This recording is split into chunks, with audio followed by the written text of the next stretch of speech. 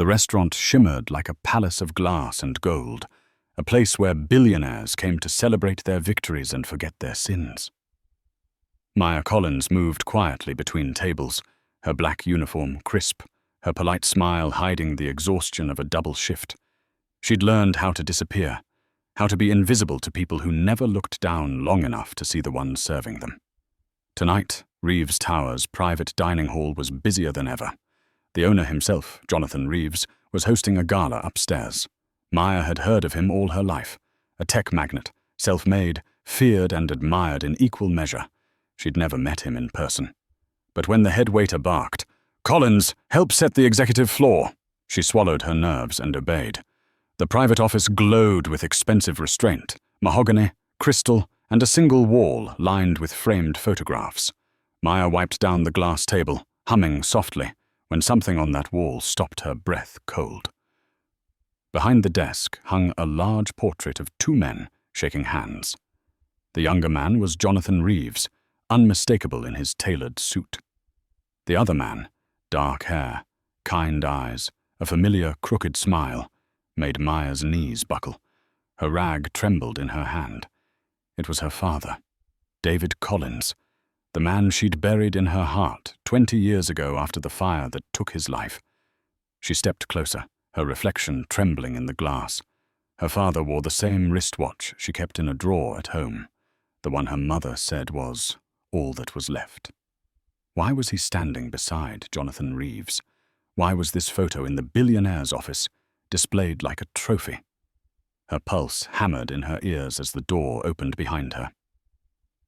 Jonathan Reeves walked in mid-conversation with a group of investors. His commanding presence filled the room, his laughter sharp and calculated. He stopped when he saw her near the portrait. Their eyes met, hers wide with disbelief, his narrowing in confusion. Maya's lips parted before she could stop herself. "Sir," she said, her voice shaking. Why is my father in your office portrait?" The entire room froze. Forks paused, glasses hung mid-air. Jonathan's expression shifted from annoyance to something pale, hollow. Fear. For one terrifying moment, the titan of industry looked like a man stripped of armor. Then he whispered, "What did you say?" Maya's throat tightened. "My father," she repeated. "David Collins." Color drained from Jonathan's face. His hand trembled slightly before he shoved it into his pocket. The investors glanced at one another, uneasy. The billionaire, who never lost control, suddenly looked like he'd seen a ghost. And in that silent, breathless moment, Maya knew this was not just a coincidence. The silence stretched like a taut wire ready to snap. The investors glanced from Maya to Jonathan Reeves, unsure whether to laugh or leave. Maya could hear her own heartbeat pounding in her ears. For a moment, no one moved. Then Jonathan blinked, his composure cracking for a single second before his voice returned, low and controlled. "Miss Collins, is it?" he said, his tone clipped. "You're not supposed to be here. Who gave you access to this room?" "I was told to clean it," Maya stammered. I didn't mean to intrude, but that man—" She pointed again to the photograph. "That's my father." Jonathan's face hardened, but his eyes betrayed something else. Recognition, maybe guilt. He forced a polite chuckle for his guests. "There must be some mistake," he said lightly. "David Collins was a business associate of mine. Many years ago." Her voice trembled but refused to break. "That's impossible. My father died in a factory fire when I was 6. The color drained from Jonathan's face. One of the investors coughed awkwardly, mumbling something about needing air. Jonathan waved a dismissive hand, his jaw tightening. "That will be all for now, gentlemen. I'll join you in a moment." They left quickly, eager to escape the tension thickening the room. Once the door shut, Jonathan turned toward Maya, his calm demeanor slipping. "You shouldn't throw around wild accusations," he hissed. "Do you understand who you're talking to?" Maya took a step back, fear flickering in her chest, but her grief-fueled anger outweighed it. I'm talking to the man who has a picture of my dead father hanging on his wall, she said, voice rising. You knew him, didn't you? Tell me the truth. Jonathan exhaled shakily, pressing a hand to his temple. I knew David Collins, he admitted finally. He worked for my company 20 years ago. A brilliant engineer, but unstable. He betrayed us, stole company property. The fire was his fault. Maya's stomach dropped. That's not true, she whispered. My father wasn't a thief. Jonathan's eyes flashed with something unreadable. Pain, regret, before he looked away. You should leave, Miss Collins. I'll make sure you're compensated for this misunderstanding.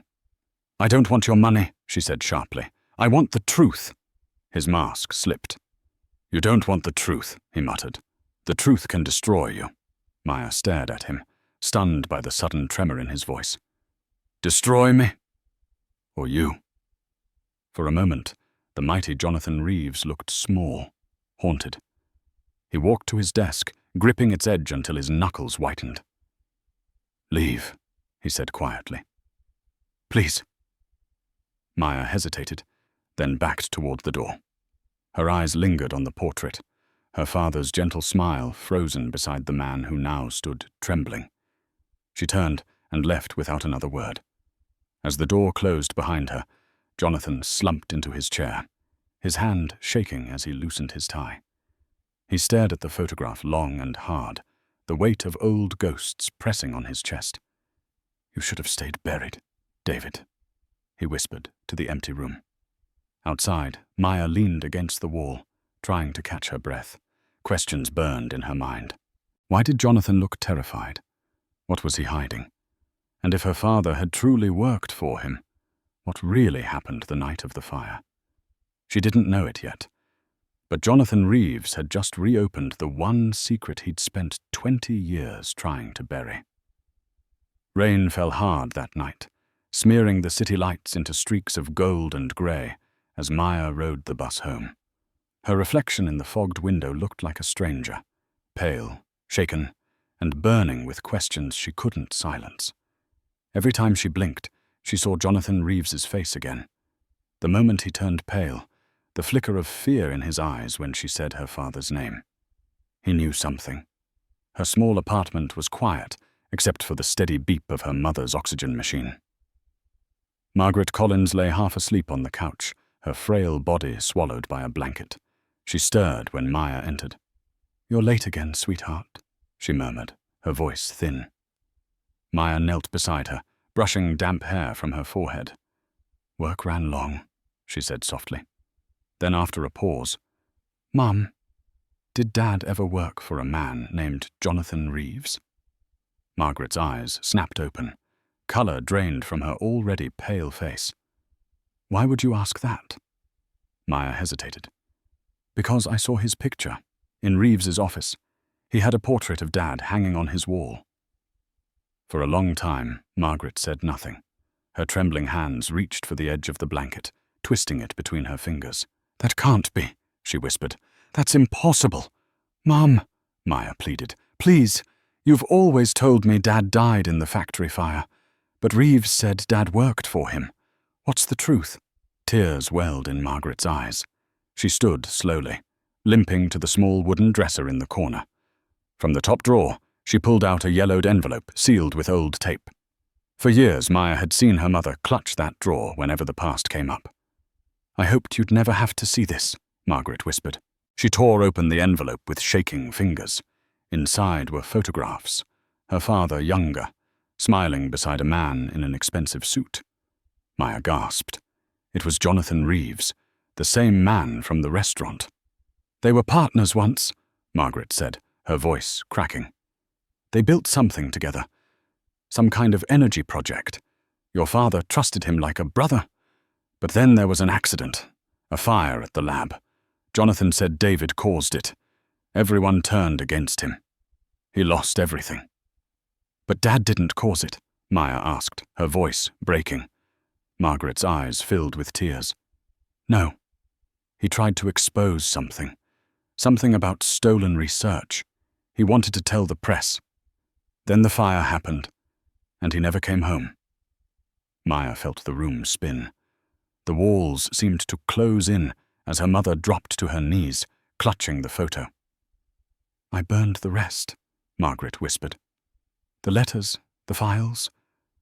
I thought it was safer that way." Safer from who? Her mother looked up, terror etched into every line of her face. "From him, from Jonathan Reeves. He said if I ever spoke again, he'd ruin us both." Lightning flashed through the window, and Maya saw her mother's tears glisten. The revelation hit like thunder. Her father hadn't died by accident. He'd been silenced.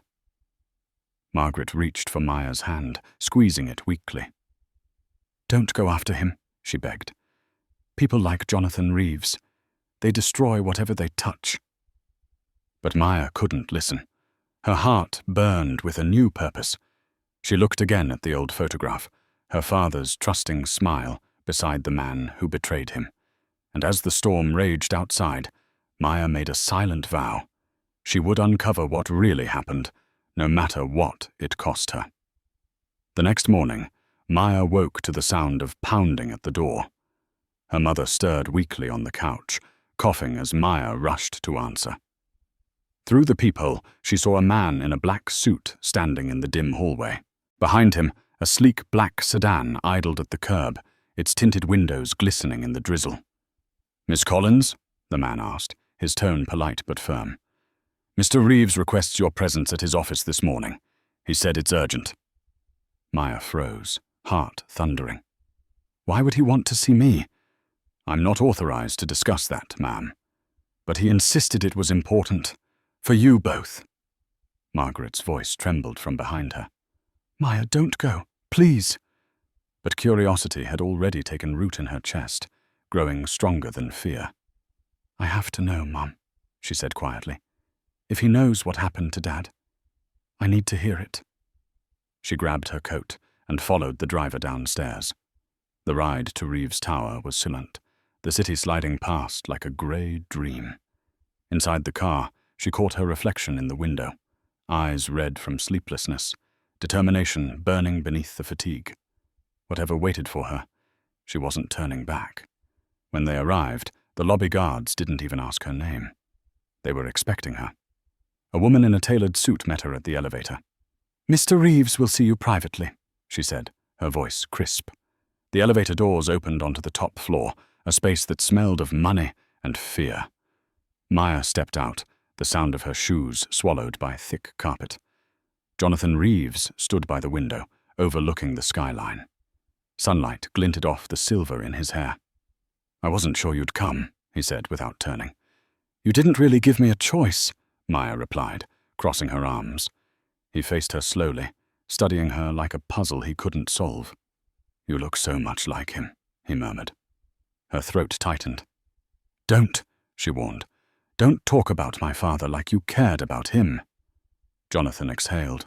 "I did care about him, more than you'll ever know.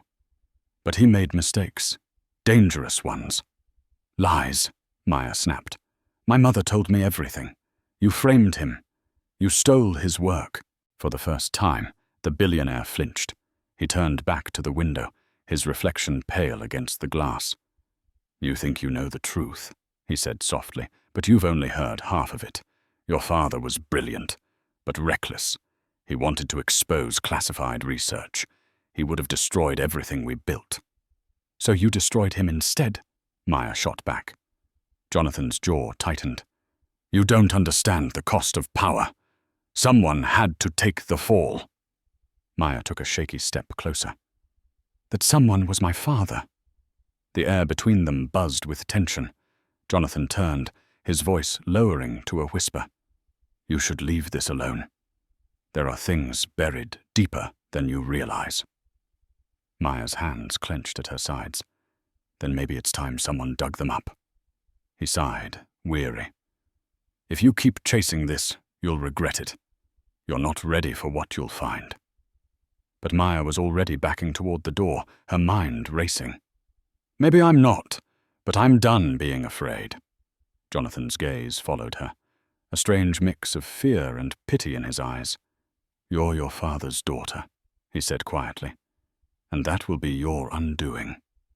Maya walked out without another word, unaware that someone in the hallway was already watching, reporting her every move. The elevator ride down felt endless. Maya's pulse was still racing as Jonathan Reeves's last words echoed in her mind. "You're your father's daughter, and that will be your undoing."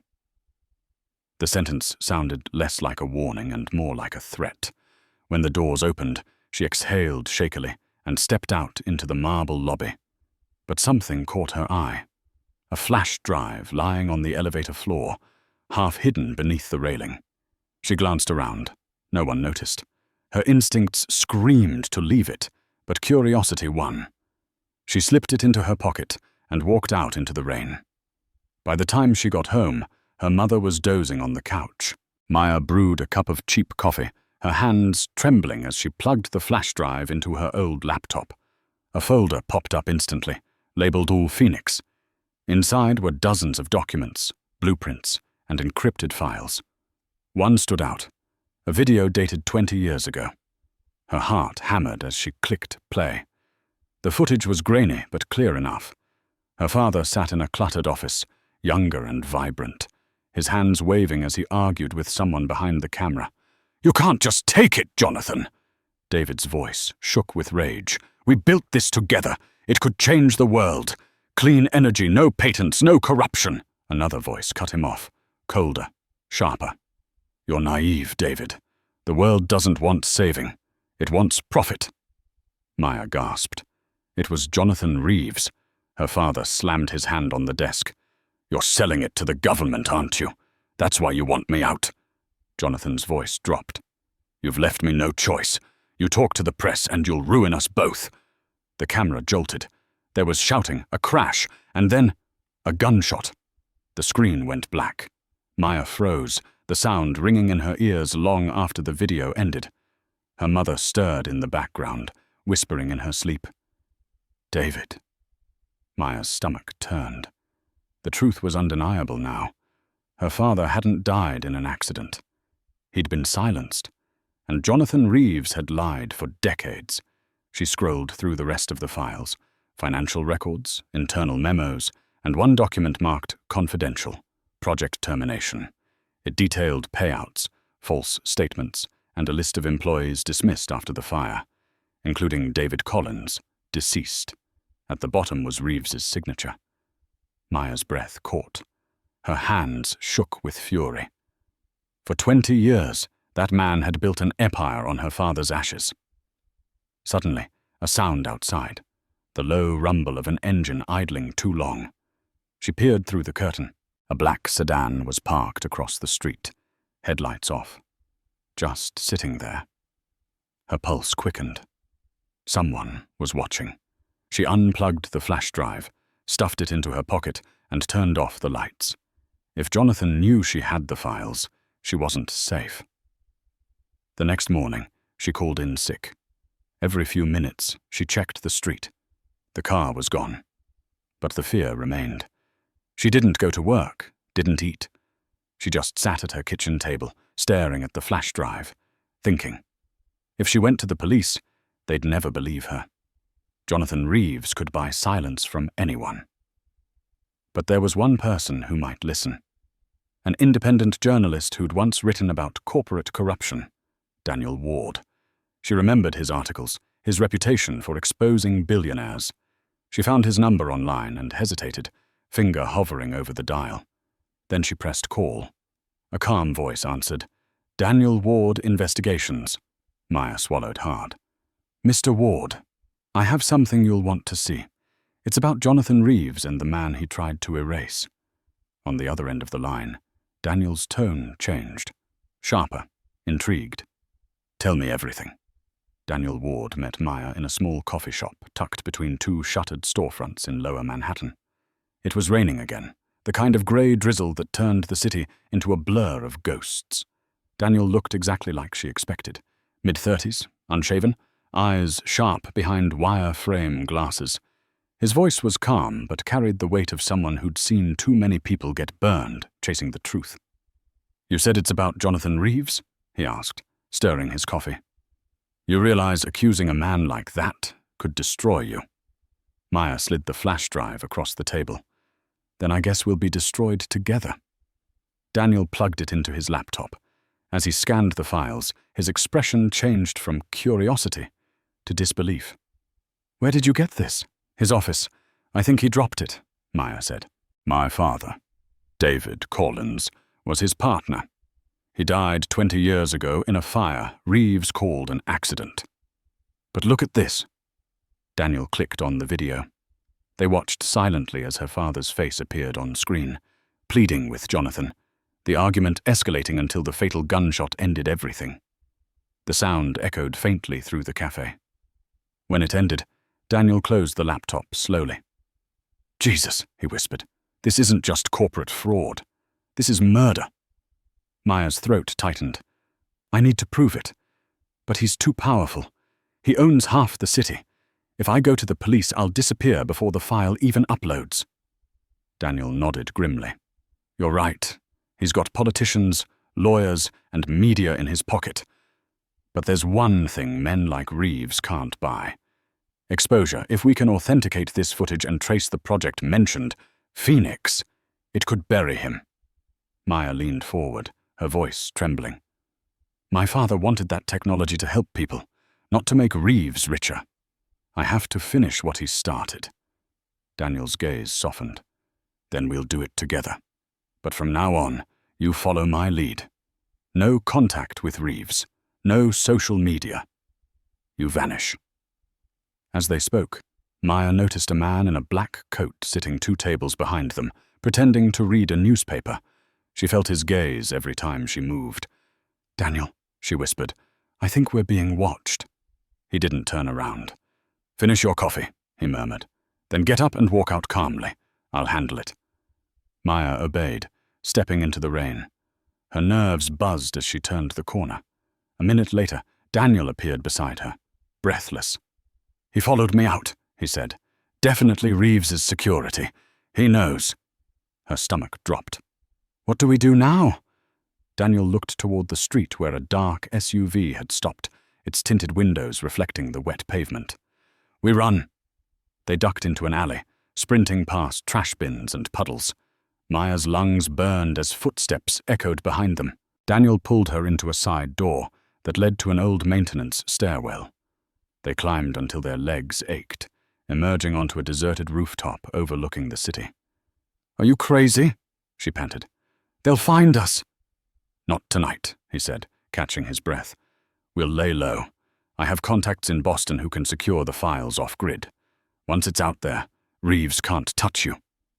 Maya stared at the skyline, the glowing towers of wealth and corruption. He's not going to stop, she whispered. Daniel looked at her, his expression unreadable. Neither will we. Thunder rolled across the sky as the city lights flickered below them.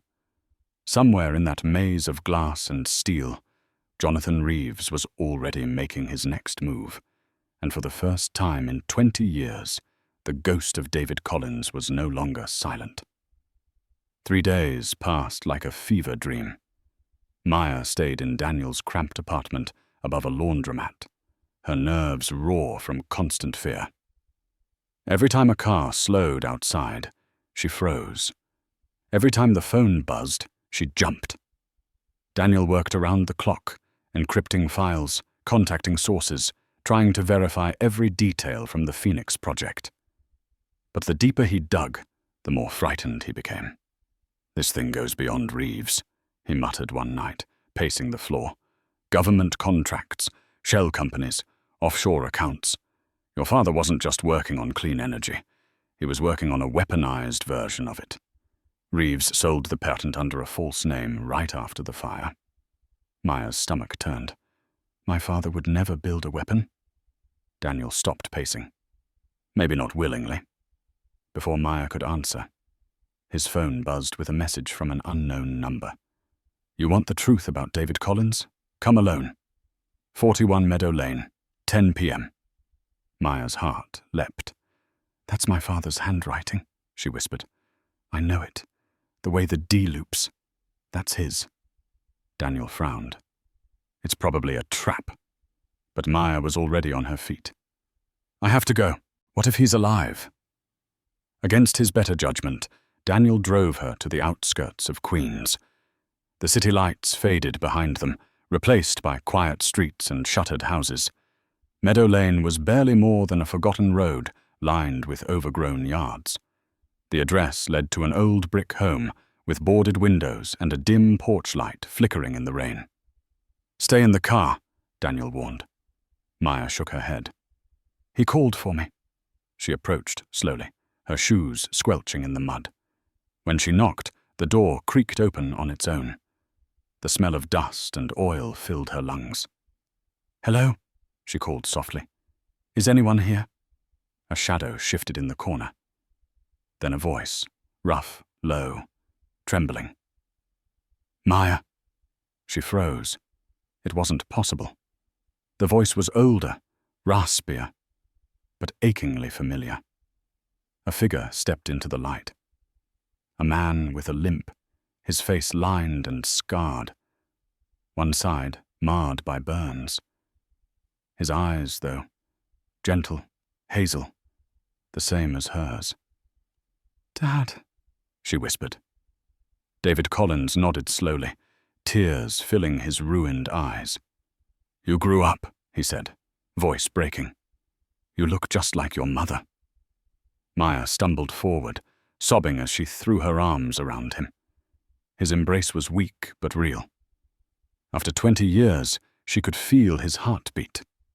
How? She gasped. They said you died in the fire. I almost did, he said, guiding her to a chair. Reeves tried to have me killed after I refused to stay silent. I escaped. Barely. I've lived off the grid ever since, watching, waiting. Daniel stepped inside cautiously, stunned. Sir, we have proof. Files, videos, everything. David nodded. I know. I left them behind, hoping one day someone would find them. I never thought it would be you, Maya. She grasped his hand tightly. We can go public now, Dad. We can end this. But his expression darkened. No. Reeves has more power than you imagine. The moment this goes public, he'll retaliate. There are people tied to Phoenix who won't hesitate to kill. Maya's chest tightened. Then what do we do? David reached for a small metal case on the table. Inside lay a set of blueprints and a single key. This is what he wanted, the original design. If Reeves gets it, he'll control everything. You have to keep it safe. Maya shook her head. We'll protect it together. David's eyes filled with sorrow. You don't understand. I'm dying. The fire took my lungs long ago. My time's almost up. Maya's tears blurred the room. No. I just found you. He smiled weakly. Then let me give you a reason to fight. But before he could finish, a sound shattered the quiet, the crunch of tires on gravel outside. Someone had found them. Headlights slashed across the window, flooding the small room with white light. David Collins's breath hitched. His trembling hand reached for the lamp switch, plunging them into darkness. They found me, he whispered. Maya froze. Daniel peeked through a torn curtain. 2 men in dark coats were approaching the porch, their silhouettes sharp against the rain. They're armed, he hissed. David grabbed Maya's wrist, his grip surprisingly strong. There's a back exit through the basement. Take the blueprint and the key, now! I'm not leaving you, Maya whispered fiercely. You must, he insisted. If they catch me, I'm a dead man anyway. But you can finish what I couldn't.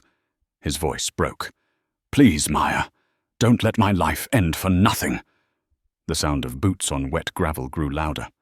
Daniel yanked open the trapdoor to the basement, revealing a narrow staircase. Maya hesitated, her tears falling fast. I'll come back for you, she promised. David nodded weakly. I know. As they slipped into the basement, the front door burst open. Shouts filled the air. Maya crouched low, clutching the metal case to her chest. Through the cracks in the floorboards above, she could hear muffled voices. "Where's the file, old man?" a man demanded. "I destroyed it," David rasped. A heavy thud, then the sound of a blow. Maya flinched, covering her mouth to keep from crying out. "Search the place," the voice barked. Daniel whispered, "We have to go now." He led her through the basement to a broken vent. They crawled out into the mud behind the house, just as another gunshot split the night. Maya froze, heart pounding. "Dad!" she screamed before Daniel dragged her into the woods. They ran until the lights disappeared, collapsing behind an old fence. Rain drenched them, mixing with the tears streaming down her face. "He's gone," Maya sobbed. "He's gone again." Daniel gripped her shoulders. "We don't know that yet, but if he is, we can't let it be for nothing. We have the proof.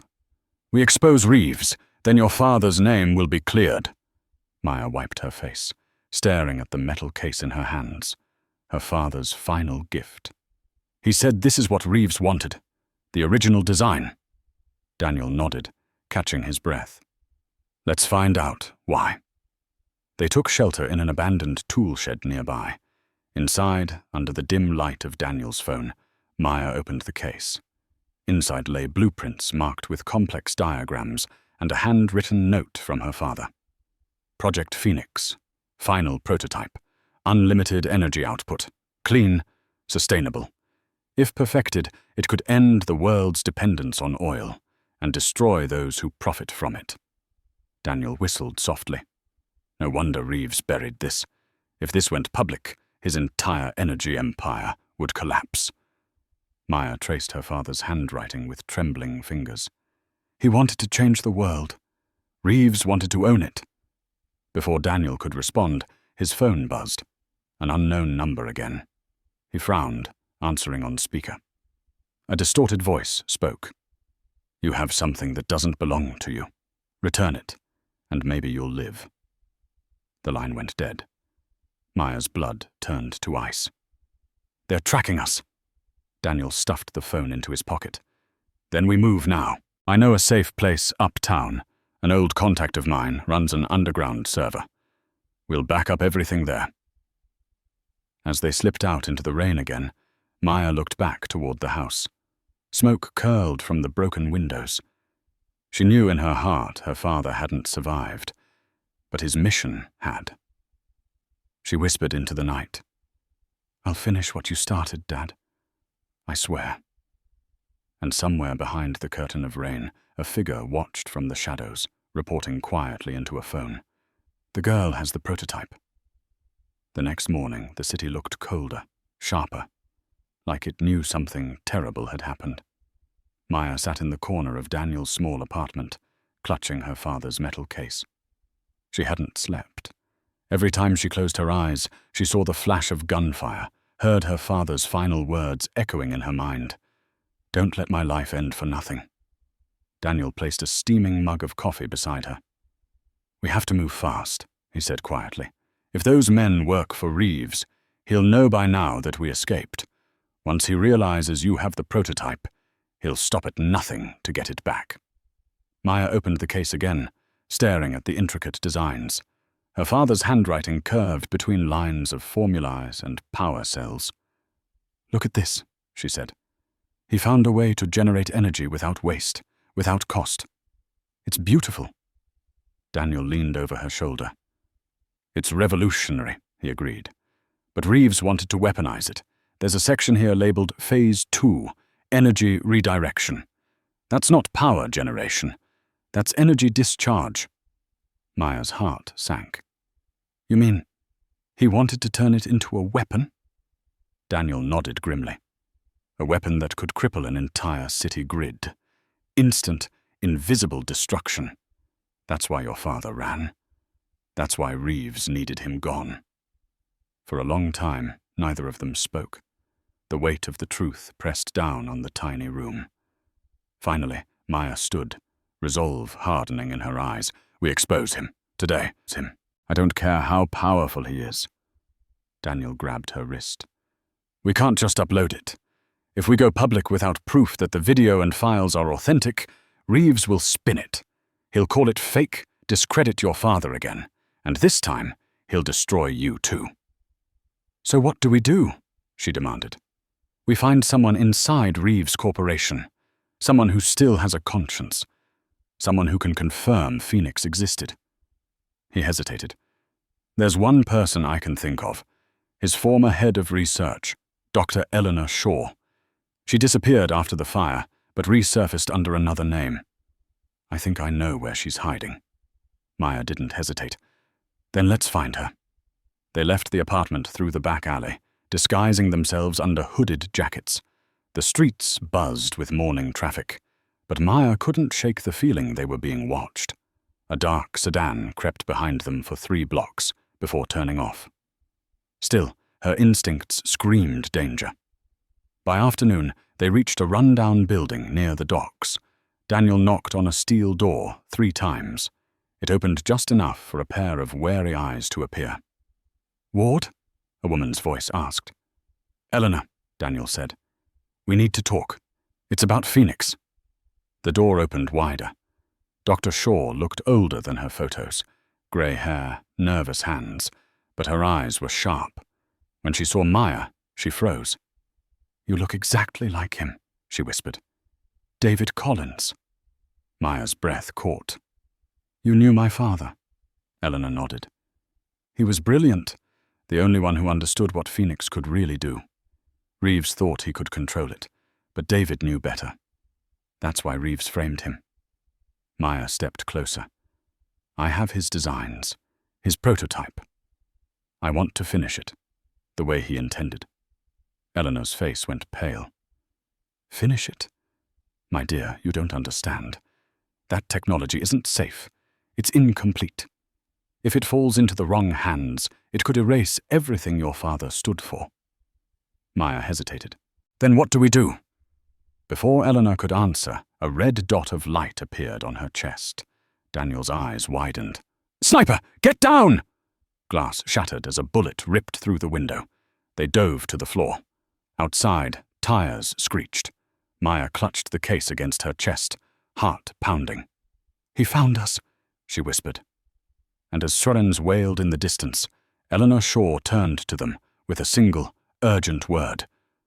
"Run!" Bullets shattered the silence. Daniel grabbed Maya's arm, pulling her behind a metal filing cabinet as glass rained down around them.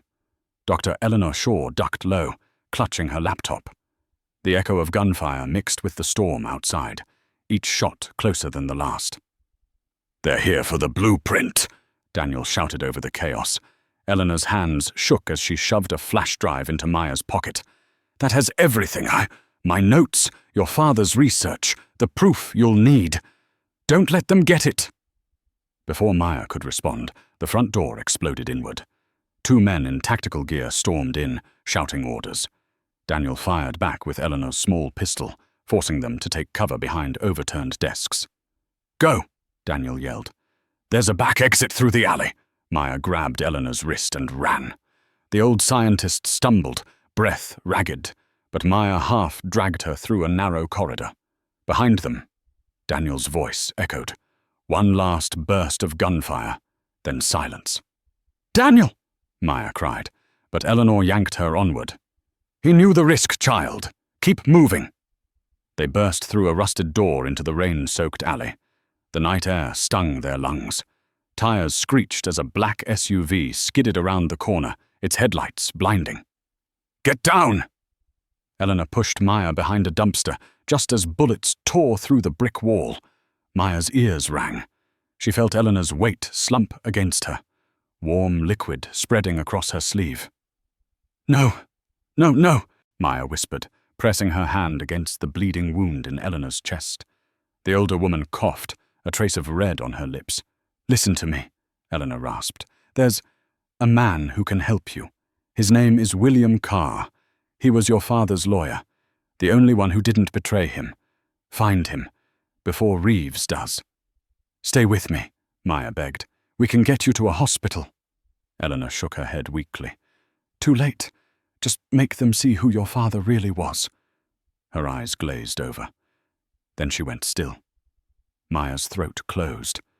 For a heartbeat, the world stopped. until another shot pinged against the dumpster. Rage replaced fear. She grabbed the metal case and bolted, sprinting down the alley. Her shoes splashed through puddles as the SUV roared after her. She darted through a chain-link fence, tearing her jacket, and climbed over a stack of crates. The men shouted behind her, their flashlights slicing through the dark. She ran until her lungs burned, ducking into a narrow service tunnel that led toward the waterfront. Her mind replayed Daniel's voice, Eleanor's dying words, and her father's plea. All of it merged into one thought. Don't stop. At last, she emerged onto a dock lined with silent fishing boats. The rain had turned the wood slick and dangerous. She hid behind a crate, gasping for air, clutching the flash drive and the blueprint case to her chest. From a distance, she saw the SUV park near the pier. Two figures stepped out, scanning the shadows. One of them lifted a phone to his ear. "She's got the file," he said.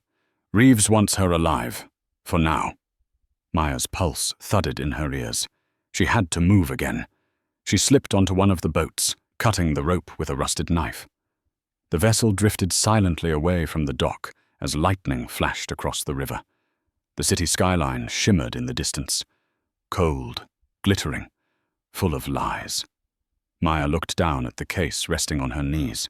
Inside lay the truth that had cost her father, Daniel, and Eleanor their lives. "I'll finish it," she whispered. "For all of you." And as thunder rolled above, a faint light flickered on her boat's deck.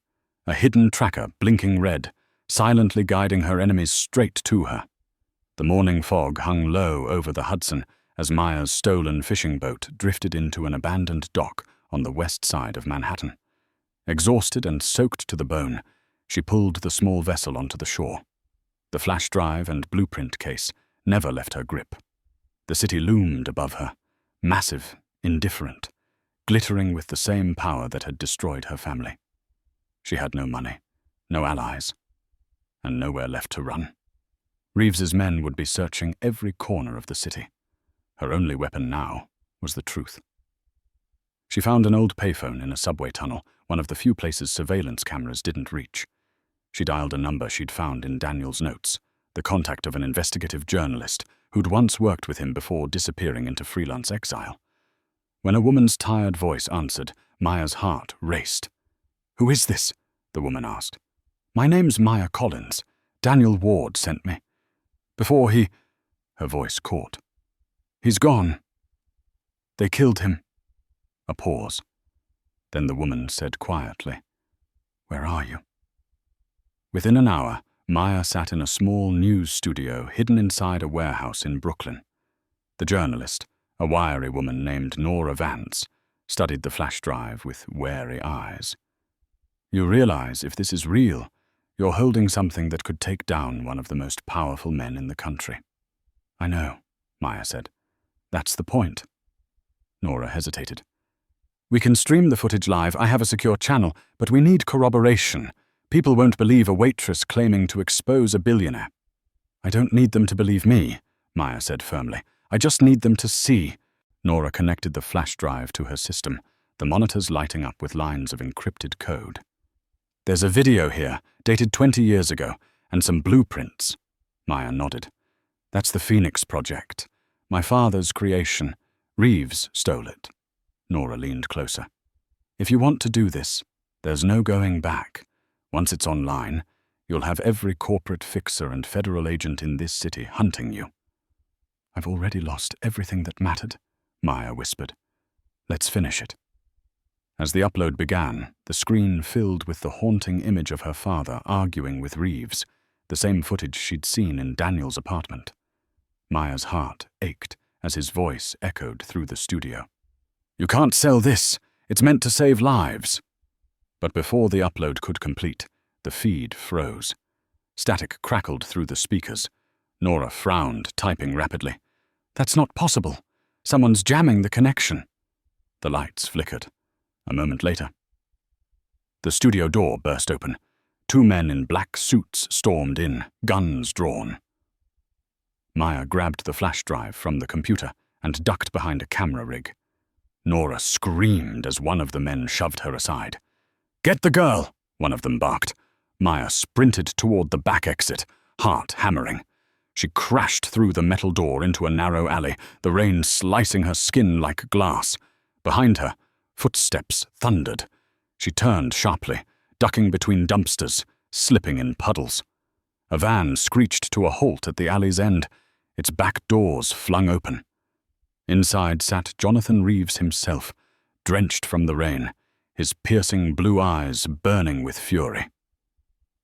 "Maya," he said softly, almost gently. "You've caused quite a mess." She froze, clutching the flash drive. "You killed them. My father, Daniel, Eleanor. How many more?" Reeves stepped closer, his voice calm but deadly. "You think this is about murder? This is about control. You can't stop what's already in motion." "I can expose you," she shot back. He smiled coldly. "You really think the world cares about the truth?" Maya's hands shook. She glanced around, searching for escape, but Reeves lifted a hand. His men surrounded her. "Come with me," he said quietly. "You're done running." And as they forced her into the van, she realized too late her plan to expose him had been the trap he'd set all along. Maya's wrists burned against the zip ties as the black van sped through the city. Rain streaked across the tinted windows, each flash of lightning revealing the hard faces of Reeves's men. Jonathan sat opposite her, perfectly composed in his dark suit, as if this were just another business meeting. "You've caused me more trouble than any reporter or rival ever did," he said, his tone almost amused. "For a waitress, that's impressive." Maya glared at him. "You killed my father. You destroyed everything he worked for." Reeves tilted his head, studying her. "Killed him? No, Maya. I saved him. From himself. Your father was brilliant but naive. He wanted to give the Phoenix prototype away for free. He didn't understand what kind of power it held.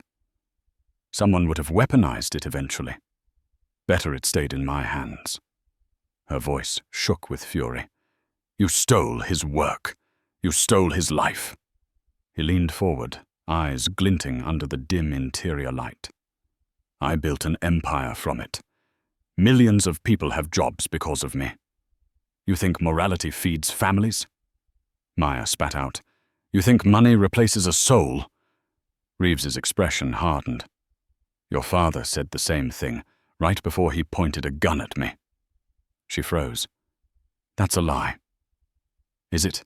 he said quietly. "You've seen the video. Did you ever wonder who was holding the camera?" Maya's heart pounded. "You recorded it. To frame him."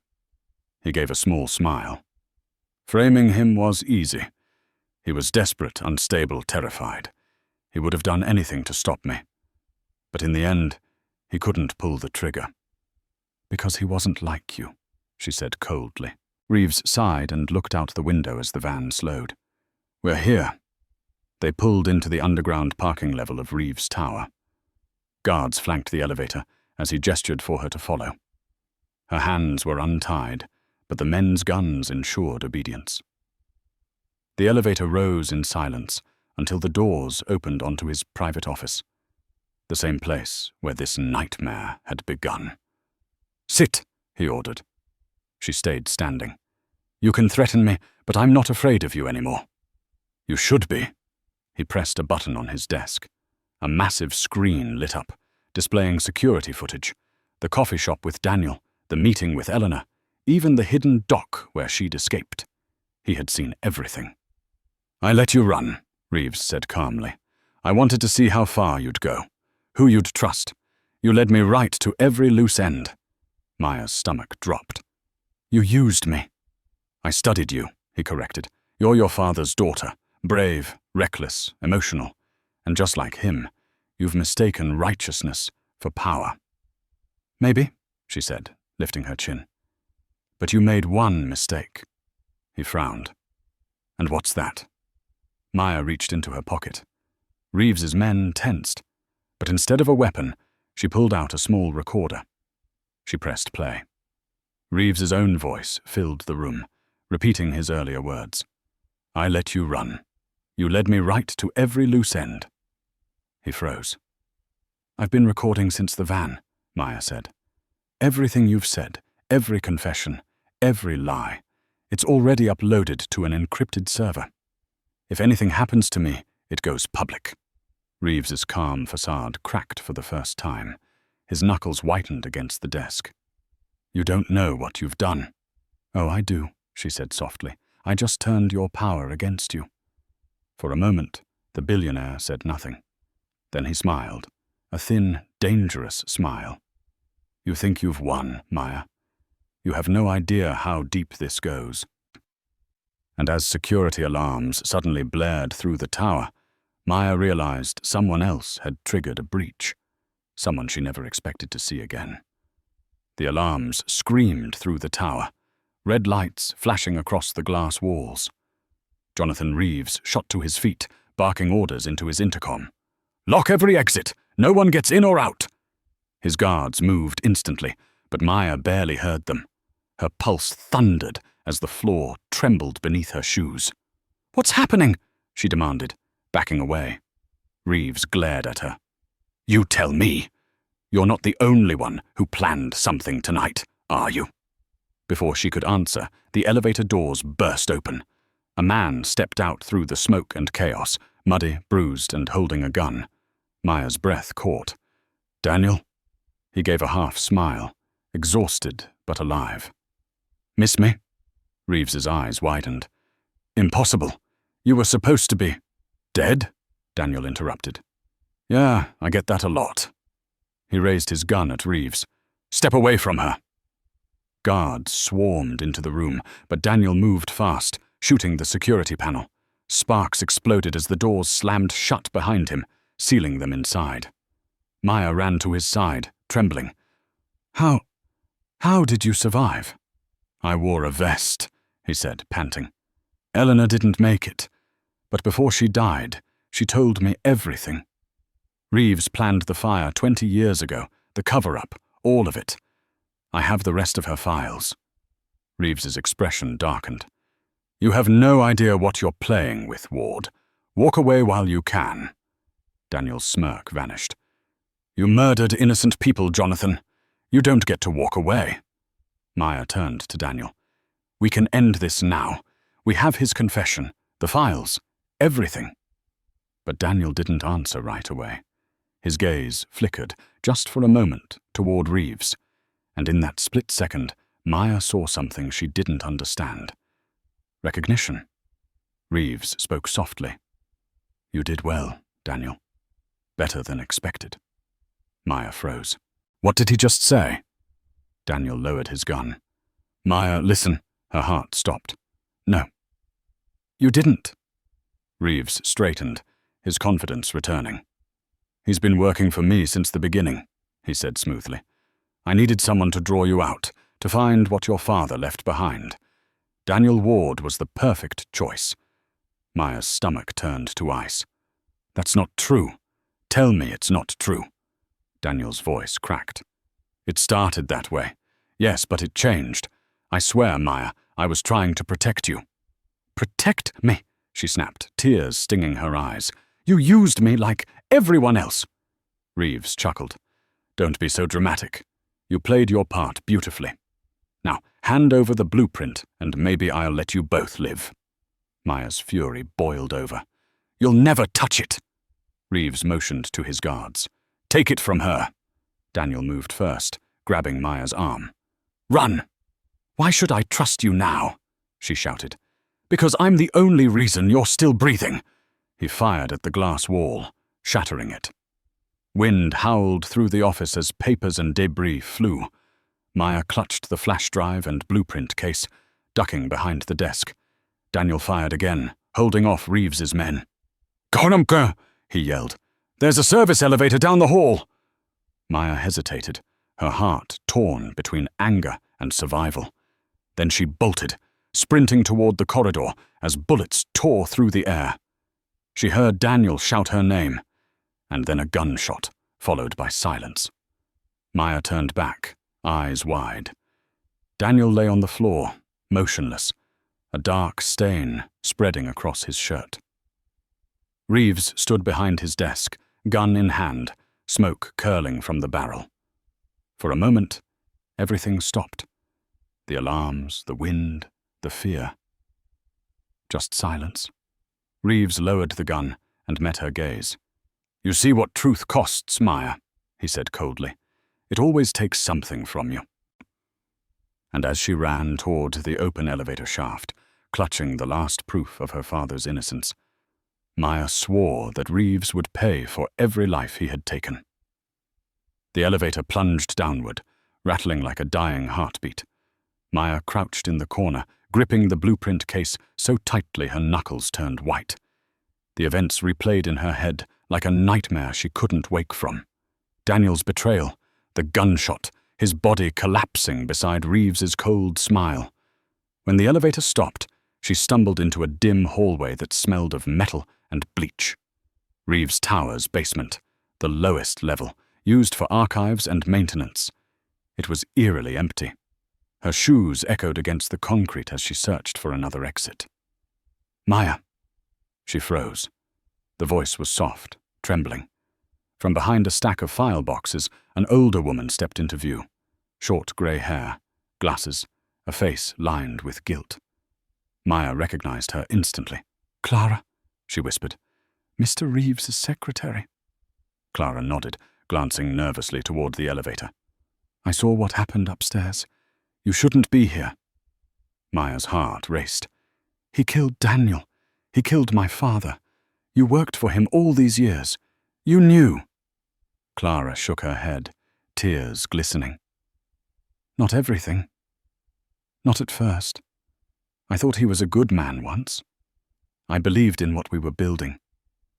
But after the fire, after David Collins died, he changed. Cold. Paranoid. I tried to leave, but he said I knew too much." Maya stepped closer, voice breaking. "Then help me. Please. He's covering up murder, and I have proof, but he'll kill me before I get out." Clara hesitated, then reached into her coat pocket and pulled out a small silver USB drive. "Your father gave me this 20 years ago," she said quietly. "He said, if anything happens to me, give this to my daughter. But Reeves had people watching me. I couldn't risk it. Until now." Maya took the drive with trembling hands. "What's on it?" Clara's eyes filled with tears. "Everything. The full Phoenix prototype. And a recording of the night of the fire. Your father survived for hours after it started. Reeves came back to finish the job." Maya felt her knees weaken. "You saw it?" Clara nodded. "I saw him go inside. I saw him leave alone." For a long moment, silence filled the air, broken only by the faint hum of the lights above. Maya looked at the USB drive in her palm, realizing it was more than evidence. It was justice, the kind her father never received. "Why are you helping me?" she asked softly. Clara looked away. "Because I'm dying. Cancer. And I can't carry his sins anymore." She met Maya's eyes. "Promise me you'll make it public. Not just Reeves's crimes, but your father's truth. The world deserves to know who David Collins really was." Maya swallowed hard, nodding. "I promise." Footsteps echoed down the hall. Heavy, hurried. Clara's face turned pale. "Go, they're coming!" "What about you?" Clara smiled sadly. "I'll buy you time." She turned toward the approaching guards, calling out, "She went that way!" and pointed in the opposite direction. The men rushed past her, shouting into radios. Maya ducked into a maintenance tunnel, clutching the USB drive and the blueprint case. Behind her, she heard a single gunshot echo through the corridor. And then, nothing. Her chest tightened. Another sacrifice. Another life lost because of Reeves. She wiped her tears and kept running, her steps fueled by fury. Above her, Reeves Tower glowed like a beacon of corruption. She had what she needed. The proof, the confession, the truth. Now she just had to survive long enough to make the world see it. And as she emerged into the night, she didn't notice the silent camera above the door, recording every move, transmitting her location straight to Reeves. The night before the gala, the city glittered beneath a bruised sky. Reeves' tower shone brightest of all, a glass monument to greed and guilt. Inside a small hotel across the street, Maya sat hunched over a laptop, the USB drive and blueprint case open beside her. The files Clara had given her were more explosive than she'd ever imagined. Recordings, bank transfers, and a video of Reeves himself walking through the burning lab 20 years ago. Her father's voice echoed faintly in the footage. "Jonathan, please, don't do this." Then the camera cut out. Maya stared at the frozen frame, her fists clenched. "You'll never bury him again," she whispered. On the TV, news channels buzzed about Reeves's upcoming corporate gala, his Phoenix Project Rebirth, a celebration marking 30 years of Reeves Corporation. The guest list included politicians, CEOs, and the media elite. It was the perfect stage for a man who had built his empire on lies, and it was where she would end him. Hear him. Maya connected Clara's USB to her laptop and started building an automated stream, one that would upload the video, the documents, and Reeves's recorded confession the moment she pressed a single button. She disguised the upload through several global servers. If anything happened to her, the truth would go live automatically. At dawn, she changed into a borrowed black dress and tied her hair into a neat bun. From her old life as a waitress, she'd learned how to move unseen in elegant rooms. Tonight, that invisibility would be her weapon. By evening, the grand ballroom of Reeves' Tower glowed with gold chandeliers and champagne laughter. The world's most powerful people clinked glasses beneath the banner. Phoenix, reborn for a brighter future. Maya slipped through the service entrance, her heart pounding. No one gave her a second glance, just another staffer in a black dress, carrying a tray of drinks. But hidden inside the tray was a small transmitter linked to her laptop. All she had to do was plug it into the presentation system in Reeves's office. Across the room, Jonathan Reeves stood on the stage, smiling for the cameras, every inch the charming visionary. "Tonight," he declared, "we celebrate not just progress but redemption. Phoenix represents innovation, unity, and hope." The audience applauded. Maya's blood boiled. "Hope," she thought bitterly. "You burned that word the night you killed my father." She slipped away during the applause and entered a restricted hallway. Security guards passed by, but she kept her head down and walked like she belonged. Reeves's private office was at the end of the corridor, the same place where she'd first seen the portrait of her father. Her hands trembled as she inserted the transmitter into the main console. Lights blinked. A soft tone confirmed connection. The system was live. Downstairs, Reeves continued his speech. "Phoenix will reshape our future. Together, we will rise from the ashes." Maya pressed enter. The massive LED screens behind him flickered, first static, then a grainy video feed. Confused murmurs filled the room. Then her father's voice echoed through the speakers. "You can't sell this, Jonathan. It's meant to save lives." Gasps rippled through the audience as the footage played, the argument, the gunshot, Reeves walking from the burning lab. Reporters jumped to their feet, flashing cameras. Executives whispered in horror. Reeves froze on stage, his confident mask shattering. "Turn it off," he shouted, but it was too late. Every screen in the ballroom, every live stream, every device connected to the tower was broadcasting his crimes to the world. Maya watched from the balcony, tears in her eyes. "Rest now, Dad," she whispered. "They finally see you." And below her, Jonathan Reeves dropped his microphone, his emir crumbling in front of the very people who once worshipped him. The ballroom erupted into chaos. The crowd surged with shouts and gasps, camera flashes flickering like lightning across Jonathan Reeves's pale face. He stood frozen under the spotlight, the echo of his own voice, cold and incriminating, still playing from the speakers. "You can't sell this, Jonathan. It's meant to save lives. You talk to the press, and you'll ruin us both. Bang!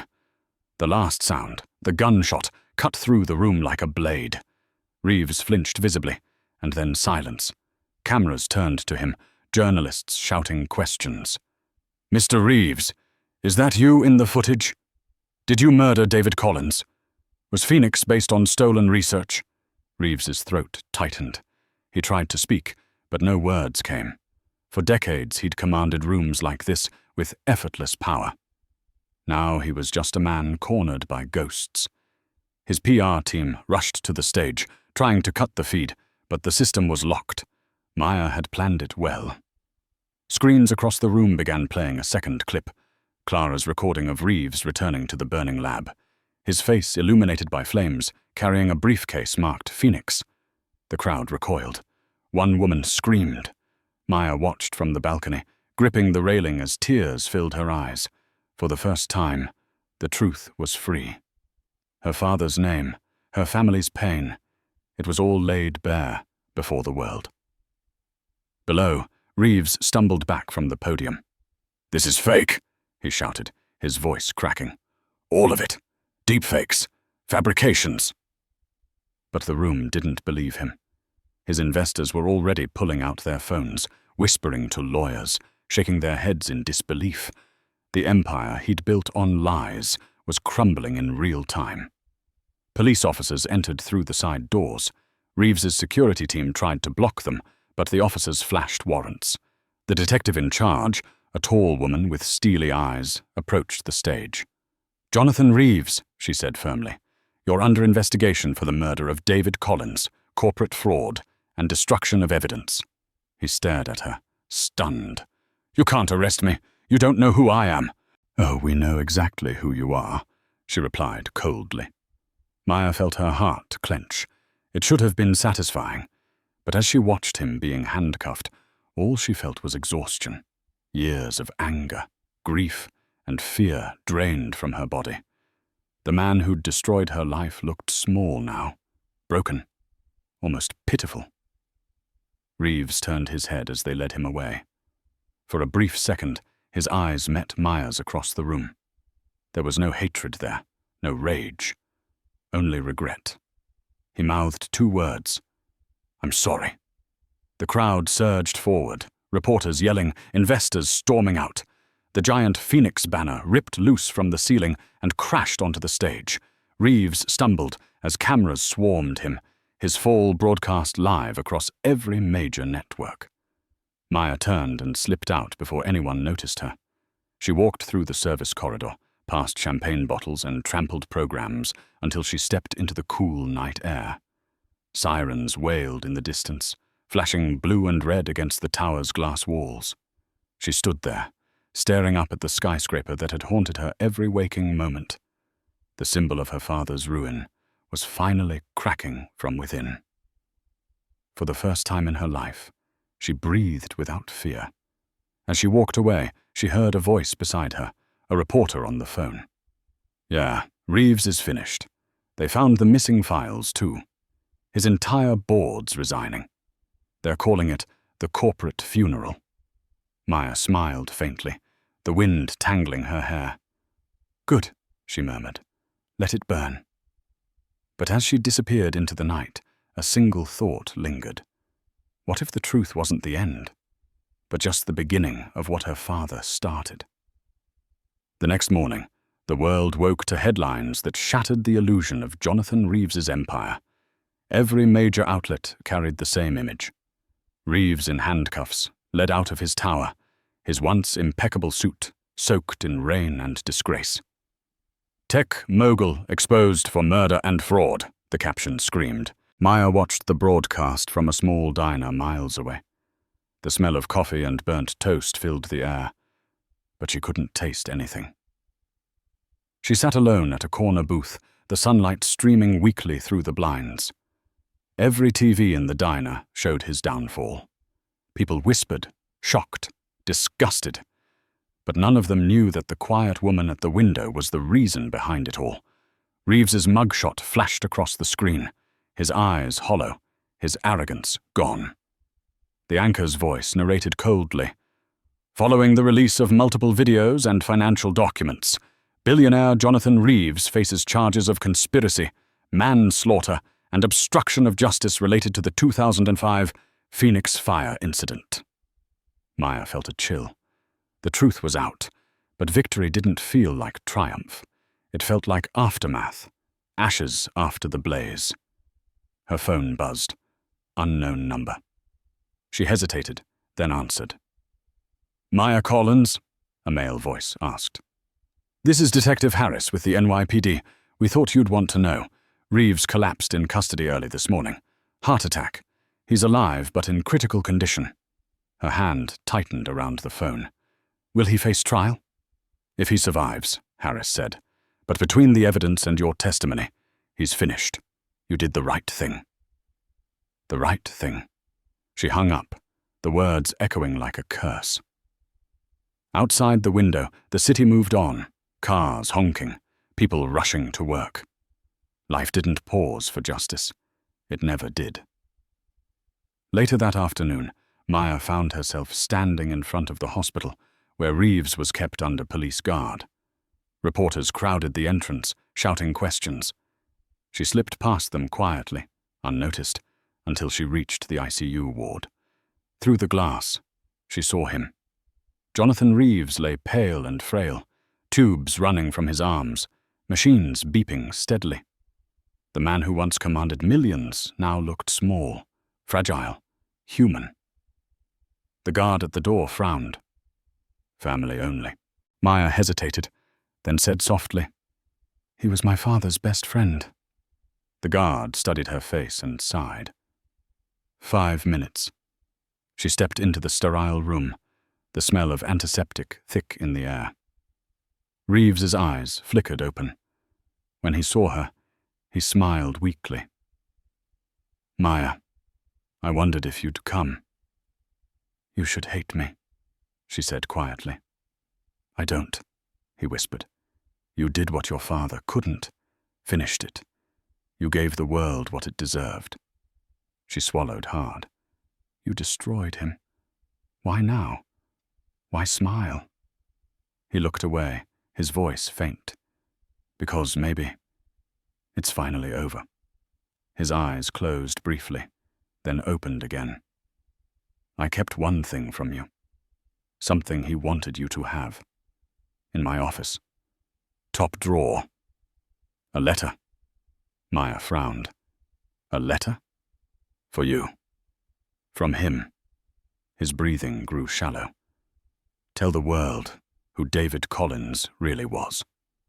She wanted to scream, to curse him for the pain he'd caused, but all she could do was whisper, "You could have told the truth years ago." Reeves's lips twitched. "I was too afraid to lose everything. Turns out, I lost it anyway." The machines beeped faster. Nurses rushed in. Maya stepped back as alarms blared, watching as doctors swarmed around him. She turned away before they pronounced him. Whether he lived or died didn't matter anymore. The Titan had fallen. As she stepped out of the hospital, the evening sun broke through the clouds. For the first time in 20 years, the world was free of Jonathan Reeves's shadow. And in that light, Maya realized that justice wasn't about revenge. It was about release. Her father could finally rest. The rain had stopped by the time Maya reached Reeves' tower one last time. The police had sealed the building with yellow tape, but she slipped through the side entrance unnoticed. Everything inside was eerily quiet, the empire hollowed out overnight. She moved through the marble lobby, past the shattered remains of the gala. Champagne glasses still lay where they'd fallen, and the Phoenix Reborn banner hung in tatters. The smell of smoke from the electrical fire lingered faintly in the air. Maya took the elevator to Reeves's top-floor office. The lights flickered as she entered, her reflection gliding across the floor-to-ceiling windows. The portrait of her father was still on the wall, cracked but standing. She approached the desk, remembering Reeves's final words.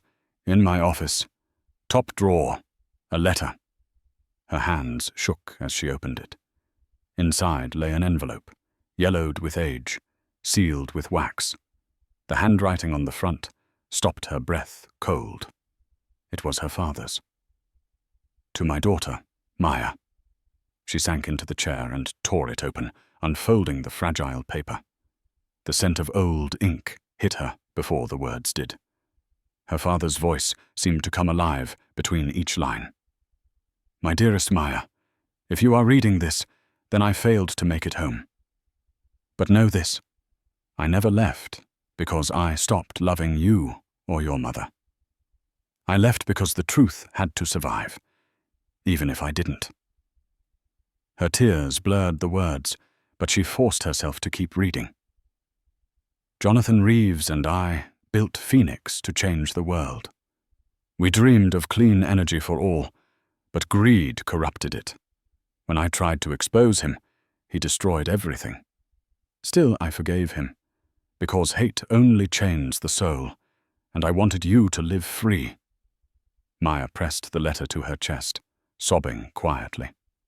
Promise me, Maya, you won't spend your life fighting ghosts. If justice ever finds me, let it end there.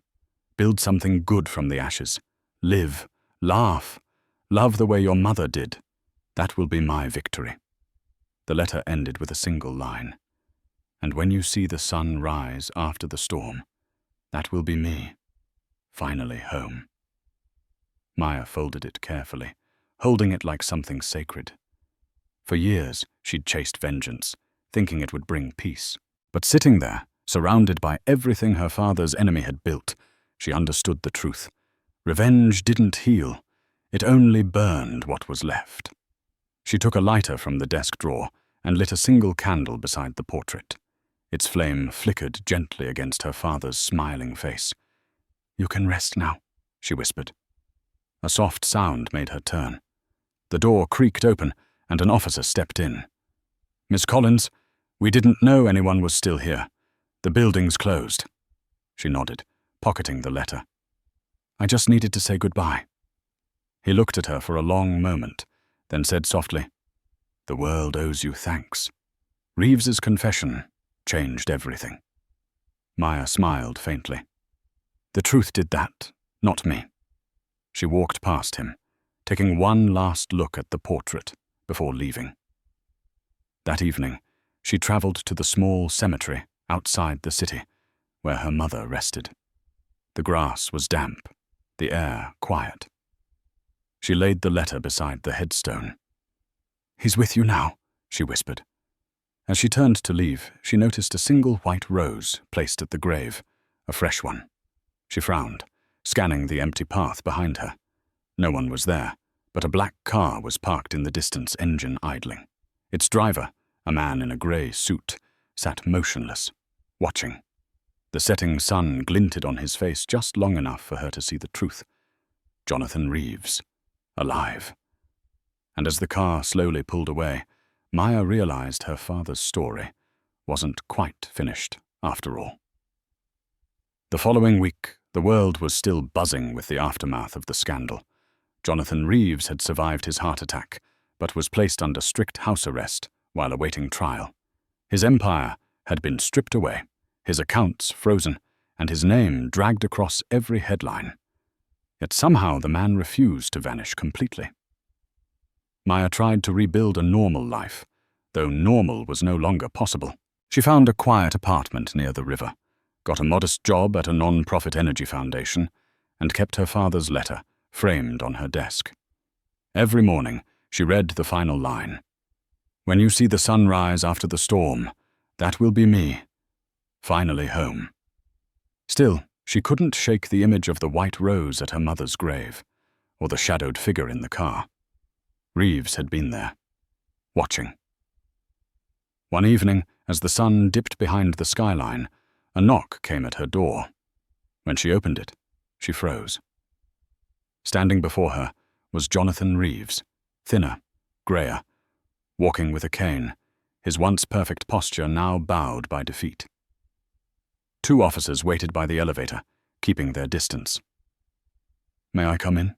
He asked quietly. Maya hesitated, then stepped aside. You shouldn't be here. He entered slowly, studying the small apartment, the bookshelf of old photos, the framed letter, the faint smell of coffee. "I had to see you," he said.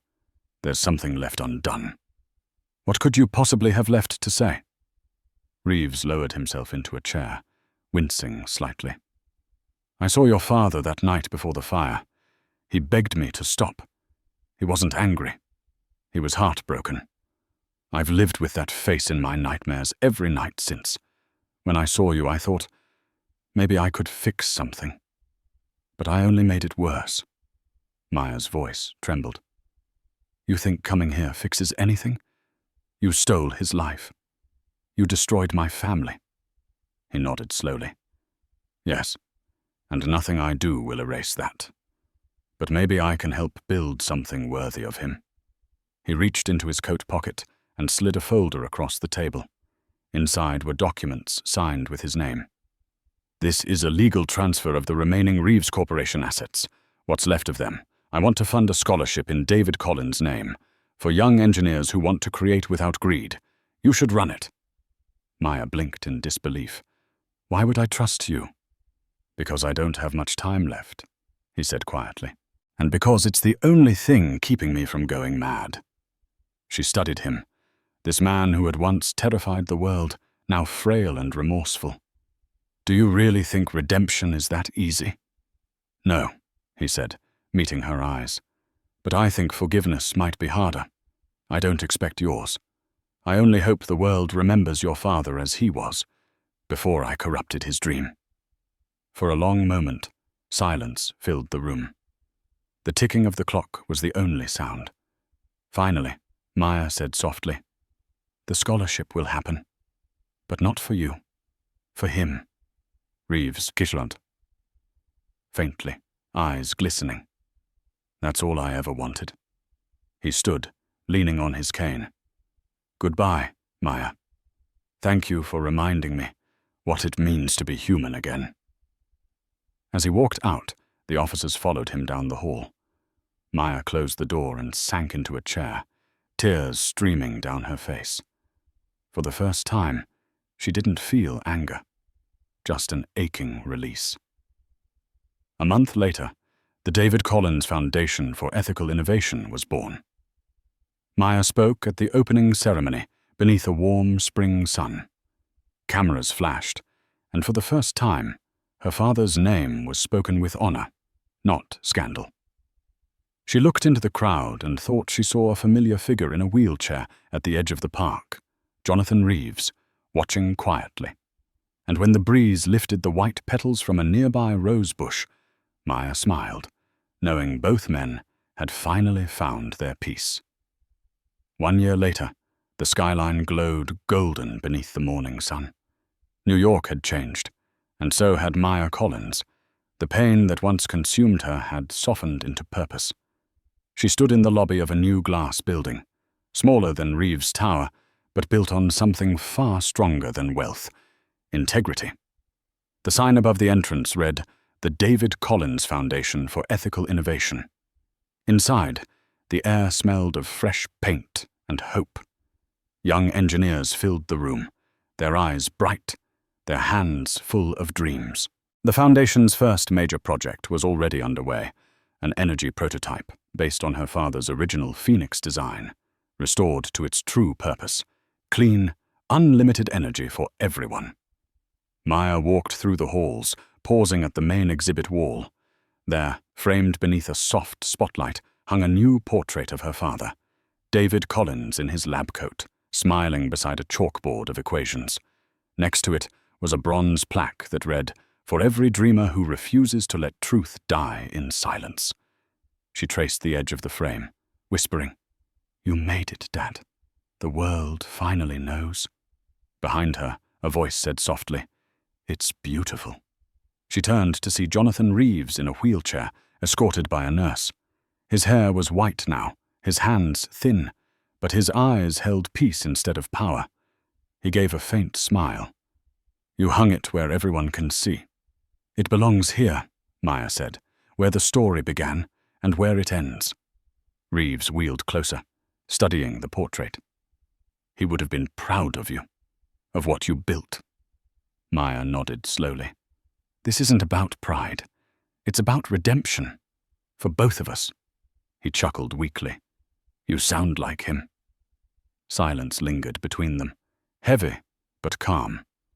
After a long moment, Reeves reached into his coat and handed her a small envelope. "I've signed over my remaining shares. The Foundation owns them now. Every cent goes to your father's vision." Maya accepted it quietly. "You didn't have to." "I did," he said. "It's the only way I could leave something good behind." A distant sound of laughter drifted from the next room, the intern celebrating a successful test run. Reeves watched, his eyes softening. "You know," he murmured, "when I first met your father, we dreamed of moments like this. We wanted to change the world. I just lost my way." "And now?" she asked. He smiled faintly. "Now, I think I've finally found it again." A nurse appeared at the doorway. "Mr. Reeves, your car is ready." He nodded and looked back at Maya. "Promise me one thing. Keep his story alive. Not mine." "I promise," she said gently. Reeves's gaze lingered on the portrait one last time. "Goodbye, David," he whispered, then turned and rolled away. Maya watched until he disappeared through the doors, sunlight catching the edge of his silver hair. For the first time, she felt no anger, no bitterness, just quiet closure. Later that evening, as the Foundation lights dimmed, Maya stood alone in front of the portrait. The city glowed outside, and the reflection of her face blended with her father's in the glass. "Your dream lives on, Dad," she said softly. "We did it."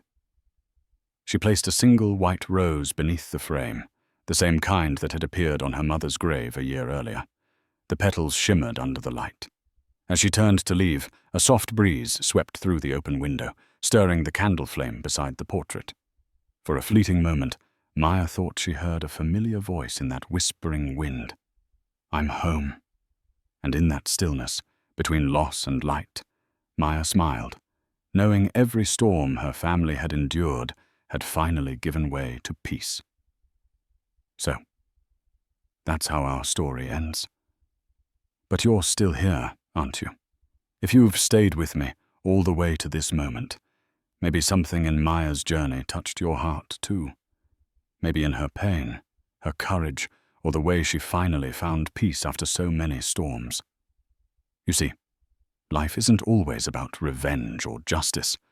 Sometimes it's about learning to let go, about finding strength where everything seems broken. As the Stoic philosopher Marcus Aurelius once wrote, "The happiness of your life depends upon the quality of your thoughts." Maya chose to rise above anger, and in doing so, she healed herself. Maybe that's what we all need, to stop fighting ghosts and start building light from what remains. Forgiveness isn't weakness, it's freedom. It's the quiet moment when you say, "I survived, and now I begin again." And if this story stirred something inside you, my friend, don't just keep it to yourself. Like the phoenix that rose from ashes, share it, so someone else might heal too. Tap the like button, share this story with someone who needs it, and don't forget to subscribe, because together we'll keep finding the light in every ending.